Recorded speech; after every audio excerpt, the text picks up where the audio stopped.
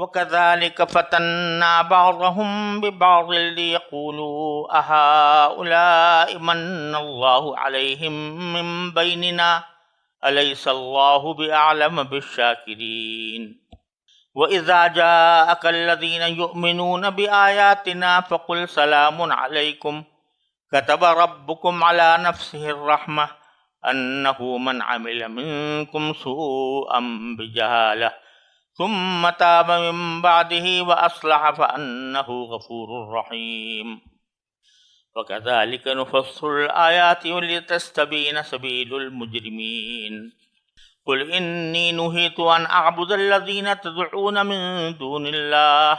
قل لا أتبع أهواءكم قد ضللت إذا وما أنا من المهتدين قل إني على بينة من ربي وكذبتم به ما عندي ما تستعجلون به إن الحكم إلا لله يقص الحق وهو خير الفاصلين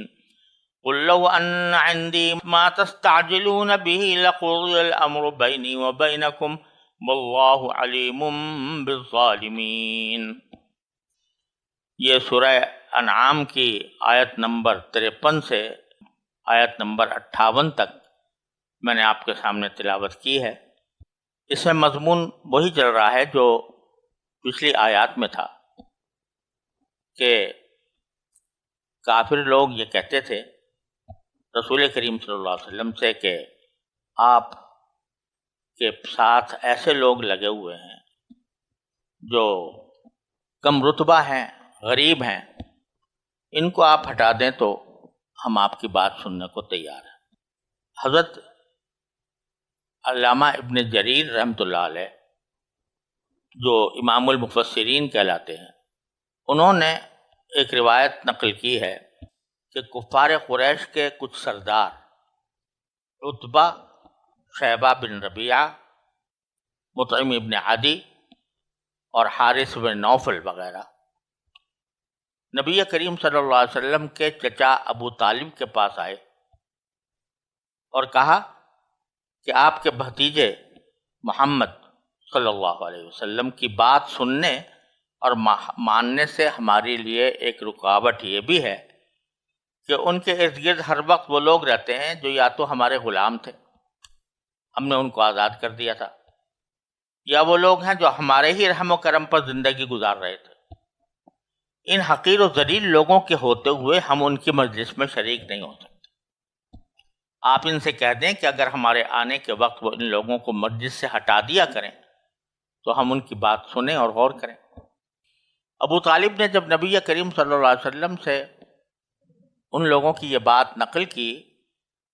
تو اس وقت حضرت فاروق اعظم رضی اللہ تعالیٰ عنہ پاس تشریف فرما تھے۔ انہوں نے شروع میں یہ رائے دی کہ اگر کچھ دنوں کے لیے ایسا آپ کر بھی لیں تو کیا حرج ہے، کیونکہ یہ لوگ جن کو یہ حقیر ذلیل کہہ رہے ہیں یہ تو اپنے بے تکلف محب لوگ ہیں، ان سے اگر کہہ دیا جائے بھی تھوڑی دیر کے لیے آپ الگ ہو جائیں اور پھر مشرکین سے خطاب کیا جائے تو اس میں کوئی حرج معلوم نہیں ہوتا۔ لیکن اسی روایت میں ہے کہ اسی پر یہ آیت کریمہ نازل ہوئی تھی جو میں نے جس کی تشریح پچھلی مرتبہ کی اور اسی کا تسلسل آگے چل رہا ہے۔ اور اس صورت میں حضرت نبی کریم صلی اللہ علیہ وسلم کو اس تجویز سے پر عمل کرنے سے منع فرما دیا گیا، اور اس کے بعد حضرت فاروق اعظم رضی اللہ تعالیٰ عنہ کو بھی معذرت کرنی پڑی اور کہا کہ میری رائے غلط تھی، اور بات وہی ہے جو قرآن کریم نے ارشاد فرمائی ہے۔ یہ غریب لوگ جن کے بارے میں یہ گفتگو ہو رہی تھی اس وقت حضرت بلال حبشی، صہیب رومی، عمار ابن یاسر، سالم مولا ابی حذیفہ، صبیح مولا اسید اور عبداللہ ابن مسعود، مقداد ابن عمر، مسعود ابن القاری اور ذو الشمالین رضی اللہ تعالیٰ عنہ مجمعین یہ لوگ تھے جن کو وہ چاہتے تھے کہ ان کو ہٹا دیں تو پھر ہم آ کر بات سنیں۔ تو اللہ تبارک و تعالیٰ نے پچھلی آیتوں کے اندر فرمایا تھا کہ ان کو ہٹانے کی بالکل ضرورت نہیں ہے، اور یہ تو وہ لوگ ہیں جو صبح شام اللہ تعالیٰ سے دعائیں کرتے ہیں، اللہ تعالیٰ کی رضامندی چاہتے ہیں۔ تو اب اللہ تبارک و تعالیٰ فرما رہے ہیں کہ یہ جو باتیں ہو رہی ہیں کفار مشرکین کی طرف سے،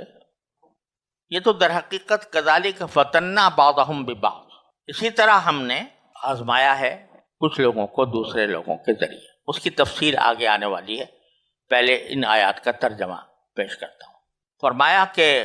اسی طرح ہم نے کچھ لوگوں کو کچھ دوسروں کے ذریعے آزمائش میں ڈالا ہے، تاکہ وہ ان کے بارے میں یہ کہیں کہ کیا ہیں یہ ہیں وہ لوگ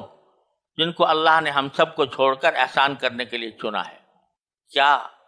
جو کافر یہ بات کہہ رہے ہیں ان کے خیال میں اللہ اپنے شکر گزار بندوں کو دوسرے سے زیادہ نہیں جانتا؟ اور جب تمہارے پاس وہ لوگ آئیں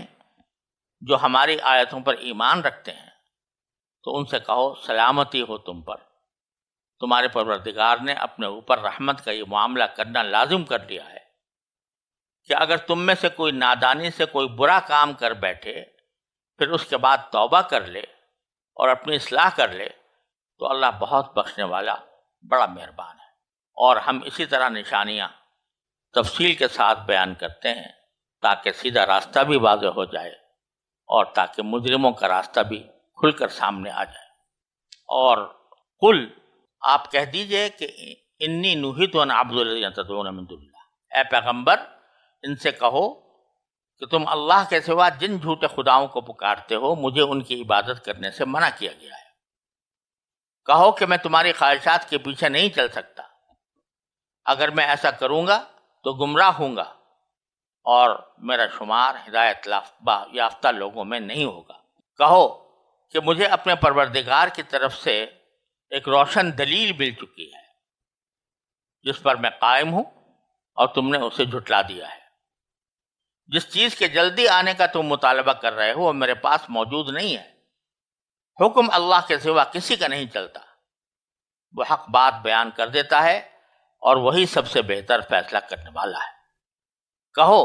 کہ جس چیز کی تم جلدی مچا رہے ہو اگر وہ میرے پاس ہوتی تو میرے اور تمہارے درمیان فیصلہ ہو چکا ہوتا، اور اللہ ظالموں کو خوب جانتا ہے۔ تو شروع کی آیت میں اللہ تعالیٰ نے یہ فرمایا کہ جو ہم نے بعض لوگوں کو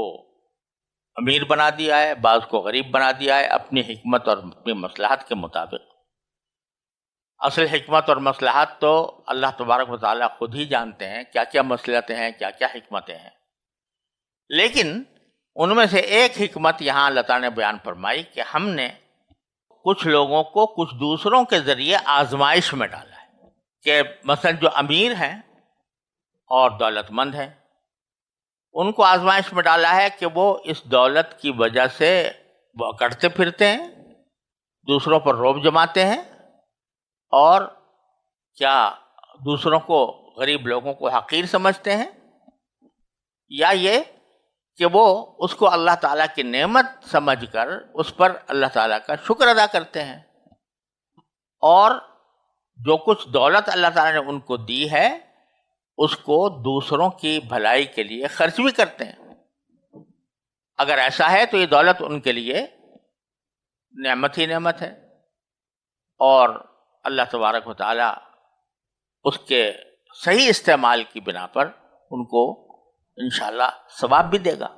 لیکن اگر وہ اس دولت کی وجہ سے دوسروں کے سامنے اکڑتے ہیں، دوسروں کو حقیر سمجھتے ہیں، تو یہ دولت ان کے لیے تباہی کا سامان ہے، لہذا ان کو فتنے میں ڈالا ہے، یعنی آزمائش میں ڈالا ہے اس دولت کے ذریعے۔ اور دوسری طرف جو لوگ غریب ہیں ان میں بھی ان کو آزمایا گیا ہے اس طرح کہ آیا وہ اپنی غربت پر اپنی تقدیر کا شکوہ کرتے ہیں کہ اللہ تعالیٰ نے معاذ اللہ ہمارے ساتھ ناانصافی کی ہے، یا یہ کہ وہ اپنے رب کی تقدیر پر راضی رہ کر اپنی حاجات اللہ تعالیٰ ہی سے مانگتے ہیں کہ یا اللہ ہمیں روٹی چاہیے، ہمیں کھانا چاہیے، ہمیں مکان چاہیے، جو کچھ بھی حاجتیں ہیں وہ اللہ تعالیٰ سے مانگتے ہیں، اور اس کے لیے جو مشروع طریقے ہیں، جائز طریقے ہیں، ان کو استعمال کرتے ہیں۔ پہلے قسم کے لوگ اللہ بچائے دنیا اور آخرت میں خسارے کا نشانہ ہے کہ دنیا میں تو کچھ دنیا ملی بھی نہیں، اور تقدیر پر کا شکوہ کر کے اللہ تعالیٰ کا شکوہ کر کے جو آخرت مل سکتی تھی اس کو بھی ضائع کر دیا، اعوذ باللہ، خسرت دنیا والآخرہ۔ اور اگر وہ اللہ تعالیٰ کی طرف رجوع کرتے ہیں، جو کچھ تھوڑا بہت اللہ تعالیٰ نے ان کو دیا ہے اس پر شاکر ہوتے ہیں، اور پھر اللہ تعالیٰ سے مانگتے ہیں کہ یا اللہ ہمیں ہماری اس تنگی کو دور فرما دیجیے، اور اللہ تعالیٰ کی تقدیر پر راضی بھی رہتے ہیں، تو وہ اپنے اس امتحان میں کامیاب ہیں، اور پھر اللہ تبارک و تعالیٰ اپنے فضل و کرم سے ان کی دعائیں قبول کر کے ان کو فراخی بھی عطا فرما دیتا ہے۔ تو اس لیے فرمایا کہ ہم نے ان میں سے بعض کو بعض کے ذریعے آزمائش میں ڈالا ہے۔ اس کا انجام یہ ہے کہ یہ کافر لوگ جو بڑے دولت مند ہیں اور بڑے اپنے مرتبے پر اکڑتے پھرتے ہیں، وہ یہ کہتے ہیں کہ اہؤلاء من اللہ علیہم من بیننا، یعنی وہ ایک طرح سے استہزاء کر کے مذاق اڑا کر یہ کہتے ہیں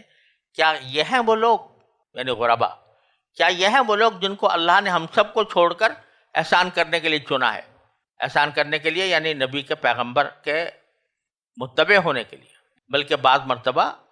خود رسول کریم صلی اللہ علیہ وسلم کے بارے میں بعض کافروں نے کہا کہ کیا یہی رہ گئے تھے معاذ اللہ کہ جن کو اللہ تعالیٰ نے اپنی پیغمبری کے لیے چن لیا؟ ہمارے بڑے بڑے شہر ہیں، مکہ ہے، طائف ہے، اس کے بڑے بڑے سردار ہیں، ان میں سے کسی پر نازل کر دی ہوتی بھائی۔ تو اس قسم کی باتیں کرتے ہیں جس سے وہ اپنے اس امتحان میں ناکام ہے۔ جواب ان کے اس بدتمیزی کا جواب، مختصر جواب اللہ تعالیٰ نے دیا کہ الیس اللہ بعالم بالشاکرین، کیا اللہ اپنے شکر گزار بندوں کو دوسروں سے زیادہ نہیں جانتا؟ یعنی جو ہم اپنی رحمت کا مورد کسی کو بناتے ہیں تو وہ اس وجہ سے بناتے ہیں کہ وہ اللہ تعالیٰ کا شکر گزار بن رہا ہو۔ تو یہ لوگ جو ہیں غریب صحیح، کم رتبہ صحیح، لیکن اپنے پروردگار کا اس حالت میں بھی شکر ادا کرتے، ناشکری نہیں کرتے۔ تو اللہ تعالیٰ انہی کو اپنی نعمتوں سے نوازتا ہے جو بندے اللہ تعالیٰ کے شکر گزار ہوں۔ تو کیا اللہ تعالیٰ ان کو نہیں جانتا؟ جانتا ہے، اسی لیے ان کو ایمان کی دولت سے نوازا ہے اور نبی کریم صلی اللہ علیہ وسلم کا قرب عطا کیا۔ اب وہ جن حضرات فقراء کے بارے میں اس قدر ان لوگوں نے توہین آمیز باتیں کی تھیں، ان کی بڑی محبوبانہ انداز سے ان کی تسلی کی جا رہی ہے کہ ایک طرف تو یہ کہہ رہے ہیں کہ بھئی ان کو مسجد سے نکال دو، لیکن ہم یہ کہتے ہیں کہ اذا جاءک الذین یؤمنون بآیاتنا، جب آپ کے پاس وہ لوگ آ جائیں جو ہماری نشانیوں پر، ہماری آیات پر ایمان رکھتے ہیں، غریب صحیح لیکن ان کا ایمان بڑا قوی ہے اور وہ ہماری آیتوں پر پورا بھروسہ کرتے ہیں، تو آپ ان کے ساتھ کیا طرز عمل اختیار کیجئے، یہ نہیں کہ ان کو باہر نکال دیں۔ فقل، تو آپ ان سے کہیے کہ سلام علیکم، سب سے پہلے تو ان کو دعا دیجئے، بلکہ خوشخبری دیجئے، سلام علیکم، کہ تمہارے اوپر اللہ تعالیٰ کی طرف سے سلامتی ہے۔ عام طور سے جب کوئی ملاقات کے وقت میں سلام کیا جاتا ہے تو کہا جاتا ہے السلام علیکم، تو یہ ایک طرح سے ایک دعا ہوتی ہے کہ اللہ تبارک و تعالیٰ تمہارے اوپر سلامتی نازل کرے۔ لیکن جب اس کو الف لام ہٹا دیا، سلامن کہہ دیا، سلام علیکم، تو یہ محض ایک تحیہ نہیں ہے، ایک دعا ہی نہیں ہے، بلکہ ایک طرح سے ایک خوشخبری ہے کہ تمہارے اوپر اللہ تعالیٰ کی طرف سے سلامتی ہوگی۔ سب سے پہلے کا استقبال اس طرح کیجئے کہ ان سے کہیے سلام علیکم، تمہارے اوپر اللہ تعالیٰ کی طرف سے سلامتی ہے۔ کتب ربکم علی نفسہ الرحمہ، اور یہ فرما دیجئے کہ تمہارے پروردگار نے اپنے ذمے فرض کر لیا ہے کہ تم پر رحمت کرے۔ اس سے زیادہ اور تسلی کی بات کیا ہو سکتی ہے؟ اللہ تعالیٰ کے اوپر کوئی فرض نہیں کر سکتا کچھ، نہ اللہ تبارک و تعالیٰ کسی کے حکم کے پابند ہیں، لیکن وہ فرماتے ہیں کہ تمہارے پروردگار نے اپنے آپ پر رحمت فرض کر لی ہے، یعنی اپنے آپ کو اس بات کا خود پابند بنا لیا ہے کہ تمہارے ساتھ رحمت کا معاملہ کیا جائے۔ اور وہ رحمت کیا ہے؟ انہ من عمل منکم سوءا بجہالۃ، کہ تم میں سے کوئی شخص اگر کوئی برائی کا کام کر لے نادانی میں، جہالت میں، یعنی صرف اتنی بات نہیں ہے کہ تم پر اللہ تبارک و تعالیٰ کی طرف سے تمہیں جزا عطا ہوگی، خیر کی جزا عطا ہوگی، بلکہ اللہ تعالیٰ جانتا ہے کہ تم انسان ہو، تم بشر ہو، تو اگر کبھی تم سے کوئی غلط کام صادر ہو جائے، کوئی برائی صادر ہو جائے بجہالت، جہالت کی وجہ سے، یہاں جہل نہیں فرمایا، جہالت فرمایا۔ ایک تو ہوتا ہے کسی کام کا کسی برے کام کا صادر ہونا ناواقفیت کی وجہ سے، یعنی کوئی شخص جانتا نہیں تھا کہ نماز فرض ہے، اس لیے چھوڑ دی، تو یہ ناواقفیت کی وجہ سے ہوا۔ کوئی شخص جانتا نہیں تھا کہ خنزیر حرام ہے مثلا، اور اس نے خنزیر کھا لیا، یہ تو جہل ہے۔ یہ جہل جو ہے ویسے عام حالات میں دارالاسلام کے اندر یہ کوئی عذر نہیں ہوتا، لیکن اگر ابتدائی اسلام کا زمانہ ہے اور لوگ ابھی تک دین کے احکام سے پوری طرح واقف نہیں ہیں، تو اس وقت اللہ تبارک و تعالیٰ ان کو معذور قرار دیتے۔ لیکن یہاں لفظ ہے جہالہ کا۔ جہالہ کا جو لفظ ہے عربی زبان کے اعتبار سے وہ صرف نادانی اور صرف ناواقفیت کے لیے نہیں آتا، بلکہ اگر کوئی شخص جان بوجھ کر بھی کوئی خطا کرے، جان بوجھ کر کہ ہے گناہ مگر کر لیا، تو یہ جہالت ہے، ناواقفیت نہیں ہے بلکہ جہالت ہے۔ جہالت، ہر برے کام کا بنیادی سبب جہالت ہوتی ہے۔ جہالت کے معنی یہاں پر یہ ہے کہ کوئی شخص اس کے انجام سے غافل ہو گیا کہ میں جو کام کر رہا ہوں اس کا انجام برا ہوگا، اس کے نتیجے میں مجھے سزا بھگتنی پڑے گی۔ اس انجام سے غافل ہو کر کوئی آدمی کوئی کام کرتا ہے تو وہ جہالت ہے۔ لہٰذا اس میں جو برائی کے ارتکاب کا ذکر ہے وہ صرف نادانی اور ناواقفیت کی صورت میں نہیں، بلکہ جان بوجھ کر بھی کرے لیکن غفلت میں کر جائے، اللہ تعالیٰ کے سامنے پیش ہونے کا احساس دل سے وقتی طور پر جاتا رہے اور آدمی غفلت سے کر جائے۔ اس کے بارے میں بھی ہے کہ تم میں سے کوئی شخص اگر برائی کا ارتکاب کرے جہالت کے ساتھ، ثم تاب من بعد، پھر اس کے بعد توبہ کر لے، وَأَصْلَحَ، اور اپنی اصلاح کر لے، فَأَنَّهُ غَفُورٌ رَحِيمٌ، تو پروردگار بہت بخشنے والا، بہت رحم کرنے والا ہے۔ دو باتیں فرمائی، تاب من بعدہ اور اصلح۔ تاب من بعدہ کے معنی توبہ کر لی۔ توبہ کا خلاصہ کیا ہوتا ہے کہ انسان کو شرمندگی ہوئی، ندامت ہوئی، پشیمانی ہوئی، اور اس نے اللہ تعالیٰ سے رجوع کیا، یا اللہ مجھ سے غلطی ہو گئی، میں شرمندہ ہوں، میں نادم ہوں، اور میں توبہ کرتا ہوں۔ توبہ کے اندر یہ بھی داخل ہے کہ وہ اس بات کا پکا عزم کرے کہ آئندہ یہ گناہ نہیں کروں گا۔ تو ایک تو شرط یہ بیان فرمائی کہ جہالت کے ارتکاب کے بعد اگر توبہ کر لے، اور وہ اصلاح، اور اصلاح کر لے۔ اصلاح کرنے کے معنی یہ ہے کہ اپنے اس عزم پر قائم رہے کہ میں نے جو سوچا تھا کہ آئندہ نہیں کروں گا تو واقعی نہ کرے، اور جو کچھ تلافی اس غلطی کی ہو سکتی ہے شرعاً، یا شرعاً جو واجب ہے تلافی، وہ تلافی کر دے۔ یعنی یہ کرے کہ بہت سے گناہ ایسے ہوتے ہیں کہ وہ تو صرف توبہ کر لی معاف ہو گئے، لیکن بہت سے گناہ ایسے ہوتے ہیں جن میں تلافی ضروری ہے۔ مثلا کسی بندے کا کوئی حق مار لیا تھا، تو اب ایک طرف وہ توبہ کرے، دوسری طرف اس کی تلافی کرے، یعنی وہ حق دوسرے کا جو پامال کیا گیا یا تو اس سے معافی مانگے یا اس کا وہ حق ادا کرے۔ اسی طرح نمازیں چھوٹ گئی تھیں تو اس میں ایک تو توبہ کرے، دوسرے اصلاح کرے یعنی تلافی کرے، کہ جو چھوٹ گئی تھیں ان کی قضا کرے، جو روزے چھوٹ گئے تھے ان کی قضا کرے، کسی کا حق اپنے ذمہ باقی تھا وہ ادا کرے، یہ سب اصلاح میں داخل ہے۔ تو جو بندہ اس کے بعد جہالت کے ساتھ غفلت کے عالم میں کوئی گناہ کر گزرتا ہے، چاہے وہ جان بوجھ کر ہی کیا ہو، لیکن بعد میں توبہ کر لے اور اس کی تلافی کر دے، اصلاح کر لے، تو اللہ تعالیٰ غفور ہے، معاف کرنے والا ہے، تمہارے وہ گناہ معاف کر دے گا۔ صرف اتنا ہی نہیں کہ غفور ہے، رحیم بھی ہے، لہذا صرف اتنا نہیں ہے کہ اس گناہ کو معاف کر دے گا، بلکہ تمہارے اوپر مزید رحمت کرے گا، یعنی مزید نعمتیں عطا فرمائے گا، چاہے دنیا میں چاہے آخرت میں۔ تو توبہ بذات خود ایک بڑا بڑا قابل اجر عمل ہے۔ توبہ صرف اتنی بات نہیں کہ اس سے گناہ معاف ہو جاتے ہیں، بلکہ وہ اللہ تعالیٰ کی رحمت کا مورد بن جاتا ہے۔ لہذا توبہ بذات خود، استغفار بذات خود، یہ ایک نعمت ہے اور اللہ تعالیٰ کی طرف سے قرب کا ذریعہ ہے۔ جتنا استغفار زیادہ کرے گا، جتنا توبہ زیادہ کرے گا اللہ تعالیٰ کی بارگاہ میں، تو اتنا ہی قرب اس کو اللہ تعالیٰ کا حاصل ہوگا۔ تو جتنی جب آدمی کے دل ٹوٹتے ہیں اس بات سے کہ میں نے گناہ کر لیا تھا، شرمندہ ہوں، پریشان ہو رہا ہوں، تو یہ پریشانی بھی اللہ تبارک و تعالیٰ کے ہاں اجر کا سبب ہے۔ اگر وہ پریشانی انسان کو توبہ کی طرف لے آئے اور اصلاح کی طرف لے آئے، وہ بھی اجر۔ تو غفوری نہیں ہے، رحیم بھی ہے۔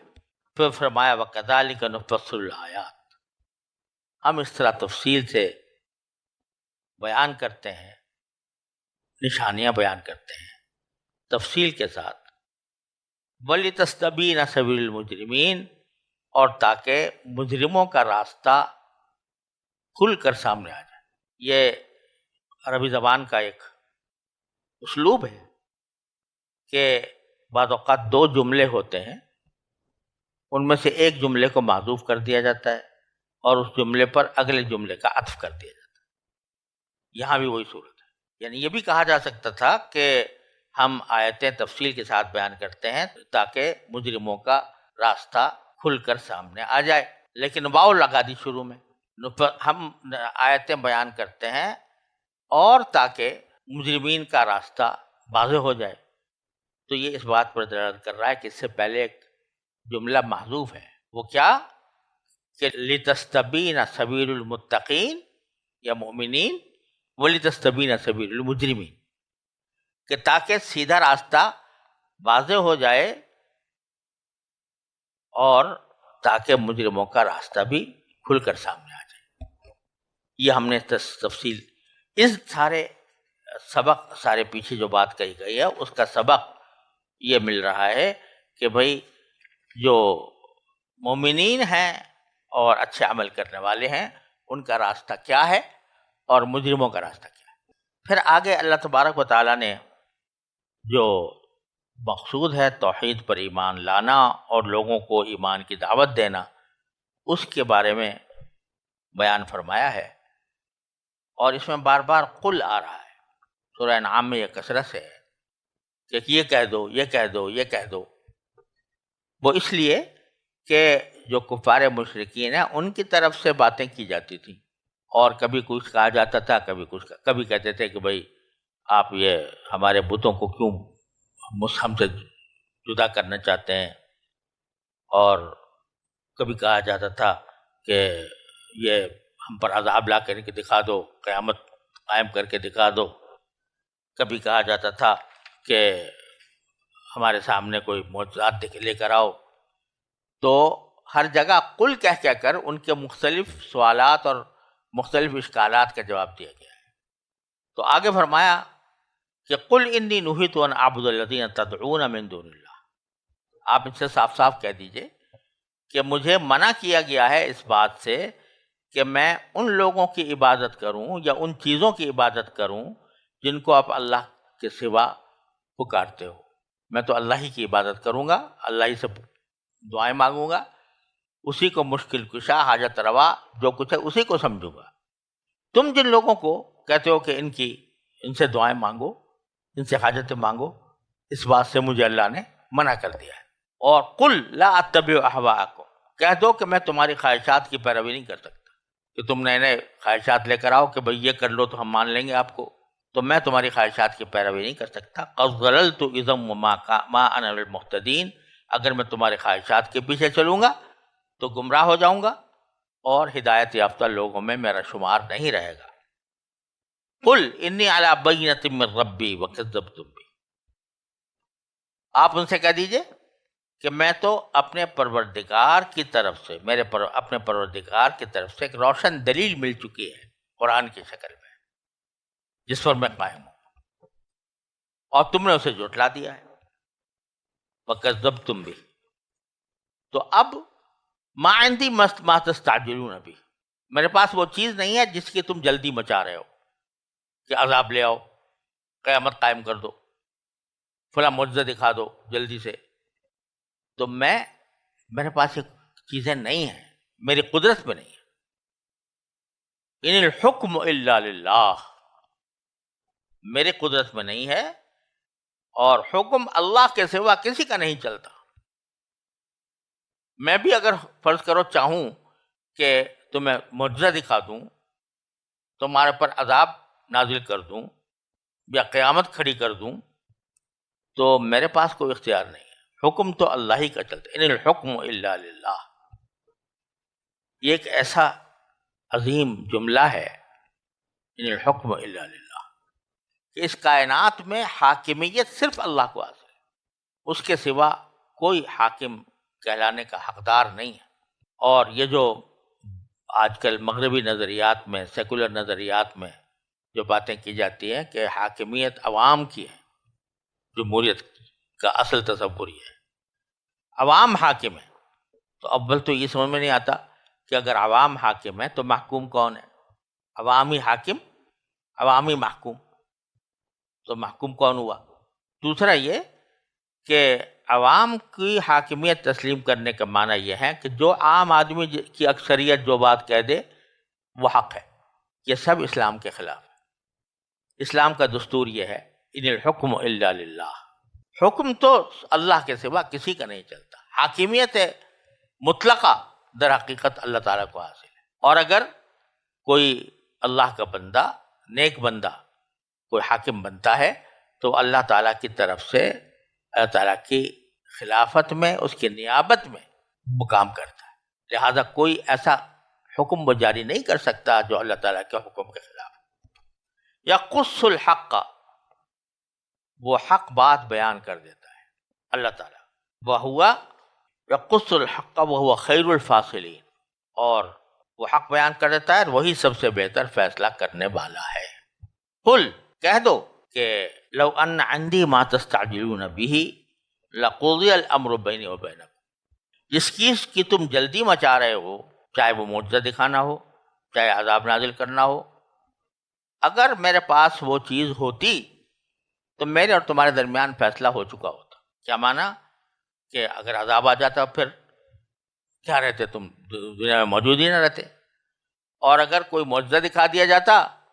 تو اس کے بارے میں بھی اللہ کی سنت یہ ہے کہ جب تم نہ مانتے تو تمہیں ہلاک کر دیا جاتا. واللہ اعلم بالظالمین،